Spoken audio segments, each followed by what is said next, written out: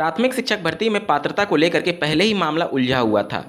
जैसा कि आपको ज्ञात होगा, माननीय सुप्रीम कोर्ट में बीएड अभ्यर्थियों की एलिजिबिलिटी को चैलेंज किया गया था, जिसमें एक सुनवाई हो चुकी है और अब आगे की सुनवाई होना प्रस्तावित है। इसी के बीच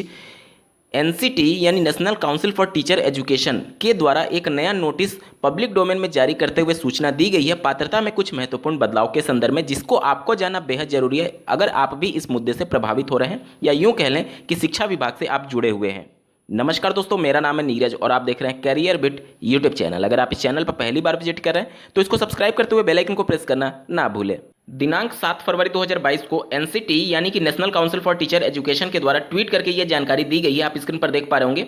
एनसीटी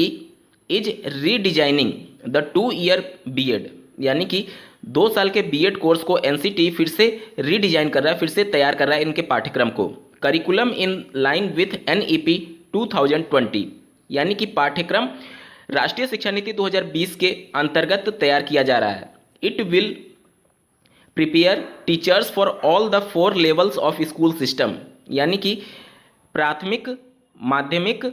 उच्च प्राथमिक और उच्च माध्यमिक चारों लेवल के लिए अब बीएड अभ्यर्थियों को पात्र करने के लिए ये पाठ्यक्रम तैयार किया जा रहा है। राष्ट्रीय शिक्षा नीति 2020 में जिस प्रकार से सिफारिश की गई थी, राष्ट्रीय शिक्षा नीति 2020 ने ये सिफारिश किया था कि 2030 के बाद से देश भर में शिक्षक बनने के लिए एकमात्र कोर्स होगा जो कि बीएड के नाम से जाना जाएगा। उसी के मद्देनजर एनसीटी ने ये कार्रवाई शुरू की है। 2 से 3 दिन पहले एक डेडिकेटेड वीडियो में जिस प्रकार से मैंने आप सभी को सूचित किया था कि जिस प्रकार से माननीय सुप्रीम कोर्ट में बीएड अभ्यर्थियों के प्राथमिक शिक्षक भर्ती में एलिजिबिलिटी को चैलेंज किया गया है और माननीय जोधपुर हाईकोर्ट ने जो फैसला दिया था बीएड के खिलाफ, उन सब में एक दलील ये दी जा रही थी बीएड के वकीलों के द्वारा कि चूंकि राष्ट्रीय शिक्षा नीति 2020 में ये मेंशन किया गया है कि भविष्य में बीएड ही एकमात्र कोर्स होगा शिक्षक बनने के लिए, इसलिए इनको प्राइमरी शिक्षक भर्ती के लिए पात्र किया जाए। उस डेडिकेटेड वीडियो में मैंने आप सभी को स्पष्ट कहा था कि जब ये सभी कोर्सेज के लिए पात्र हो जाएंगे तो इसके सिलेबस में कुछ व्यापक तौर पर बदलाव किया जाएगा और वही बदलाव अब एनसीटी करने जा रही है, जो कि आप ट्वीट के माध्यम से जानकारी के रूप में देख पा रहे हैं।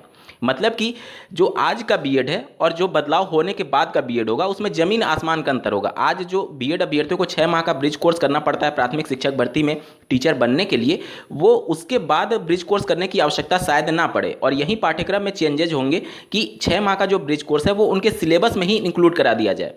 तो यही सब चेंजेस को लेकर के भविष्य में नया बीएड का कोर्स लॉन्च किया जाएगा। तो अगर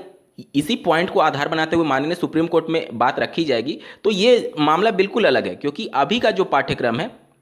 और जो बाद का पाठ्यक्रम होगा उसमें बहुत अंतर होगा। तो आज के जो बीएड है या फिर जब तक नया कोर्स लॉन्च नहीं हो जाता तब तक जो अभ्यर्थी बीएड करेंगे उनके पात्रता पर सवाल बना ही रहेगा, क्योंकि माननीय सुप्रीम कोर्ट और माननीय जोधपुर हाईकोर्ट में जो मामला गया था बीएड की पात्रता को लेकर के, वह इस बात के लिए नहीं गया था कि ब्रिज कोर्स उनके कोर्स में इंक्लूड है अथवा बाहर से करना पड़ रहा है। इस वजह से गया था कि एनसीटी ने 28 जून 2018 का जो गजट जारी किया था वो कानून बनाने की प्रक्रिया गलत थी, जिसको माननीय जोधपुर हाईकोर्ट ने सही पाया और 28 जून 2018 के गजट को रद्द कर दिया। अब यही मामला सुप्रीम कोर्ट में है। जैसे ही ये कोर्स लॉन्च होगा, अन्य जो भी कोर्सेज चलते हैं जैसे कि बीएलएड हुआ, डीएलएड हुआ, बीएसटीसी हुआ या फिर जेबीटी हुआ, ईटीटी हुआ, इन सभी कोर्सेज को धीरे धीरे बंद किया जाना प्रारंभ किया जा सकता है। या फिर अगर राजनीति ही करनी होगी जिस प्रकार से आज तक किया जा रहा है शिक्षा में, तो फिर इन कोर्सेज को भी पैरेलली चलाया जा सकता है सिर्फ पैसे कमाने के लिए। आज आप देख रहे होंगे कि जब सब राज्यों में बीएड अभ्यर्थियों का रुझान ज़्यादा हो गया है बीएड की तरफ, तो भी डीएलएड कोर्स रन किए जा रहे हैं और इतना सीटें खाली रह रही हैं, बावजूद इसके डीएलएड कोर्स को रन करने का क्या मतलब है, समझ से परे है। क्योंकि जब आपको एक ही कोर्स चलाना है भविष्य में जाकर के, तो फिर डीएलएड, जेबीटी, ईटीटी कोर्सेज में एडमिशन क्यों लिए जा रहे हैं, ये समझ से परे है। आप इस पूरे मुद्दे को किस नज़रिए से देखते हैं कमेंट करके जरूर बताइएगा और ऐसे ही महत्वपूर्ण अपडेट के लिए इस चैनल को सब्सक्राइब करना ना भूलें। इस वीडियो को देखने के लिए आपका बहुत बहुत धन्यवाद। भगवान करे आपका दिन शुभ हो।